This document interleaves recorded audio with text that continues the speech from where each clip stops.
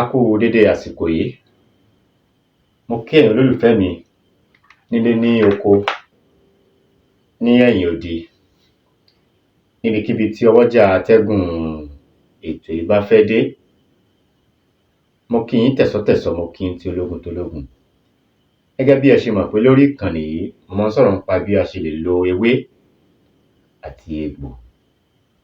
Èmi ò sì ní parọ́ fún wa, torí pé irọ́ máa ń taná ni, kì í so. Ẹ mọ̀ pé àwọn onírọ́ ti pọ̀, wọ́n ti pọ̀ gan.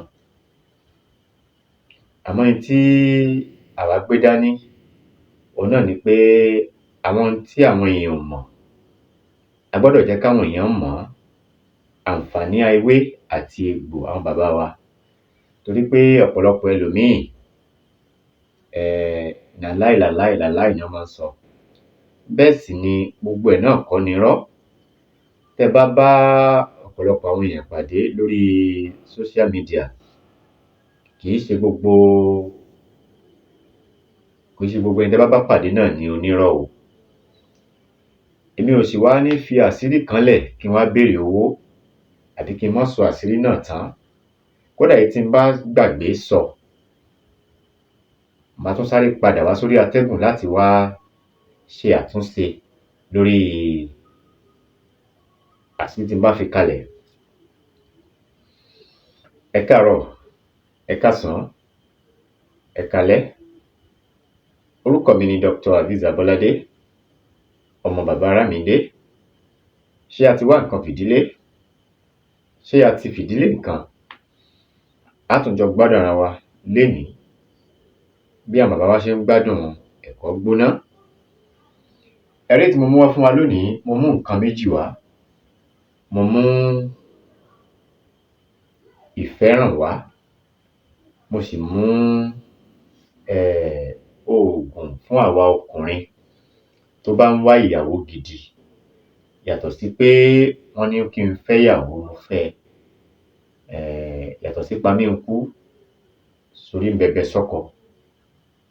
Ó ti yé yín, tó jẹ́ ìyàwó gidi, ìyàwó alálùbáríkà, téèyàn ó fẹ́, téèyàn ò ní kábàámọ̀ pé irú kí wá leléyìí.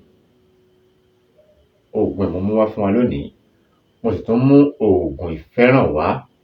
Ìfẹ́ràn yìí ó ṣiṣẹ́ fún gbogbo ayé.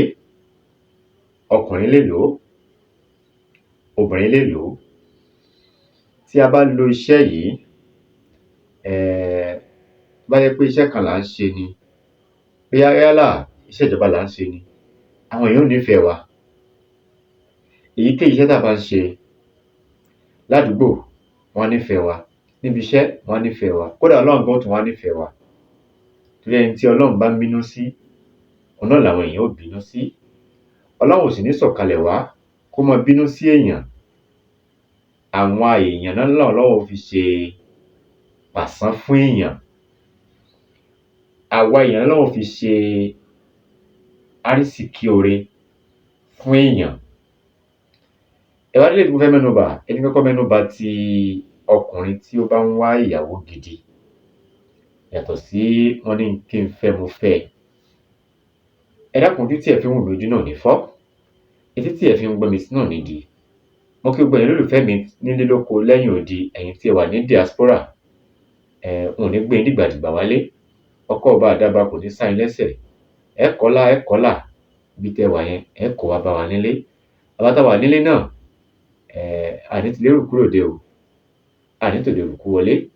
Orogodo ayé wa ní lù fún gbogbo àjò. Níbikíbi tí a bá ti ń ṣiṣẹ́, yálà iṣẹ́ ìjọba ni, iṣẹ́ ọwọ́ ni, ọkọ́ ọba àdába ò ní sá wa lẹ́sẹ̀. Àní gbaṣẹ́ ẹjọ́, àní gbaṣẹ́ ọ̀ràn, àtàjèrè gbogbo ọlọ́jà pátápátá la máa tà. Ṣé ẹ rí ti ẹni tó bá ń wá ìyàwó gidi? Ẹ bá mi lọ wá ogbe orí àkùkọ ìbílẹ̀ tó ti gbó dáadáa. Ogbe orí ẹ̀, ẹ bá mi fi abẹfẹ́lẹ́ tí a mọ̀ sí blade, ẹ fi gé. Ṣùgbọ́n àní pa adìẹ yìí o. Àyè adìẹ ni a máa lò. Àní pa o. Àyè adìẹ ni a máa lò. Àti irun orí òbúkọ, ẹ mọ̀ kíní tí wọ́n wà níbi iwájú òbúkọ yìí. Itú, ẹ bá mi gé ẹ bá mi gé ẹ bá mi gé irun wájú yẹn tí a mọ̀ sí itú òbúkọ. Ẹ bá mi wá ọ̀kọ̀ atare kan, òun ni à á lọ̀ papọ̀. Á jò, tá bá ti wá jò, á wá fi síngbẹ́rẹ́ síwájú orí. Kí ná ń pè ní ọ̀kọ̀ atare? Ọ̀kọ̀ atare ni pé atare lẹ̀ ń wò ní ọwọ́ mi yìí. N tí wọ́n ń pè ní ọ̀kọ̀ atare lẹ̀ ń wò yìí. N tí wọ́n ń pè ní ọ̀kọ̀ atare ni, ẹ mọ̀ pé nínú atare mẹ́ta ló wà ní inú atare, mẹ́ta ló wà nínú ẹ̀. Ọ̀kọ̀ atare ni ẹ ti rí, n tí wọ́n ń pè ní ọ̀kọ̀ atare òun ni eléyìí. Itú wájú òbúkọ tí a gé àti gbogbo orí àkùkọ tí a gé, á wá jó papọ̀ mọ́ ọ̀kọ̀ atare kan. Ó ti yé yín? Á jò mọ́ ọ̀kọ̀ atare kan. Á wá fi síngbẹ́rẹ́ mẹ́ta síwájú orí báyìí. Ó ti yé yín? Á fi síngbẹ́rẹ́ mẹ́ta síwájú orí. Bá ti wá síngbẹ́rẹ́ yẹn, ẹ jẹ́ ká fi ẹbu yìí, ẹ jẹ́ ká fi pá. Ẹ má gbàgbé láti bá mi subscribe sórí ìkànnì yìí. Ẹ bá mi share program yìí. Ẹ bá mi like, kí ẹ comment, ẹ bá mi pín ká kó lè jẹ́ àǹfààní fún gbogbo àwọn ọmọ Yorùbá àtàtà. Àwa tí a mọ̀ pé nǹkan ó ń bẹ, ẹ dákun ẹ bá mi pín ká. Ẹlẹ́ẹ̀kejì, iṣẹ́ ìfẹ́ràn yìí mo ti parí ti ẹni tó ń wá ọkùnrin tó ń wá aya gidi. Òun ni tàkọ́kọ́ yìí. Ẹlẹ́ẹ̀kejì, àtọkùnrin àtobìnrin òun ló wúlò fún. Ẹ dákun ẹ mú báírò àti ìwé yín. Ẹ máa kọ àwọn nǹkan yìí sílẹ̀. Ẹ̀yin olólùfẹ́ mi, nǹkan tí mo fẹ́ lọ́wọ́ yín, ẹ̀yin tí ẹ ti subscribe, ẹ dákun mo bẹ̀ yín. Ẹ bá mi subscribe, ẹ bá mi share program yìí, ẹ bá mi like, kí ẹ comment. Ẹ dákun ẹ̀yin tí ẹ bá ní iṣẹ́ ní ọwọ́ mi tí ẹ tí rí gbà, ẹ má bínú. Fóònù mi ó yọwọ́ ní ẹnu ọjọ́ mẹ́ta yìí. Gbogbo nọ́mbà tó wà lórí fóònù mi pátápátá ó ti kúrò ńbẹ̀. Ẹ̀yin tí ẹ bá níṣẹ́ lọ́dọ̀ mi, ẹ dákun ẹ pè mí, ẹ rán mi létí. Torí mò ń wá ọ̀pọ̀lọpọ̀ àwọn nọ́mbà láti pe àwọn tí wọ́n níṣẹ́ lọ́dọ̀ mi, ṣùgbọ́n mi ò rí àwọn nọ́mbà yẹn mọ́. Ẹ dákun ẹ pè mí. Ẹ̀yin tí ẹ níṣẹ́ ní ọ̀dọ̀ mi, ẹ pè mí. Iṣẹ́ tí ẹ ní lọ́dọ̀ mi, ẹ dákun ẹ sọ fún mi.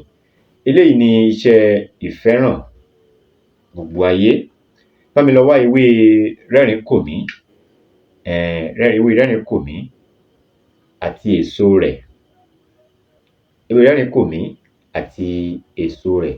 Á wá lọ̀ papọ̀. Á dà sínú àdí àgbọn. Ẹ mọ̀ tí wọ́n ń pè ládìí àgbọn. Cream, òróró tí wọ́n máa ń yọ lára àgbọn. Wọ́n ń tà á. Bá dọ́dọ̀ àwọn eléwé ọmọ, àwọn elékulẹ́ja, ẹ sọ pé ẹ fẹ́ ra àdí àgbọn. Ewé rẹ́rìn-ín-kòmí àti èso rẹ̀, á lọ̀ papọ̀, á kó sínú àdí àgbọn. Ẹ bá mi wá lọ́fíndà tó bá wù yín. A lè dá lọ́fíndà bíntù sí. A lè dá lọ́fíndà sosorébíà sí. Lọ́fíndà tó bá wù wá, tó jẹ́ olóòórùn tó dáa, ẹ jẹ́ ká dà sí, ká rò papọ̀. Ẹ jẹ́ ká máa fi para. Pẹ̀lú ògo Ọlọ́run, níbikíbi tá a bá ń dé, àwọn ayé ó máa tẹ́wọ́ gbà wá, wọ́n máa nífẹ̀ẹ́ wa nítọlá nítọlà. Wọ́n máa fi ohun rere, wọ́n máa fi wá wa káàkiri. Gbogbo ṣe ń jẹ́ ti Ọlọ́run.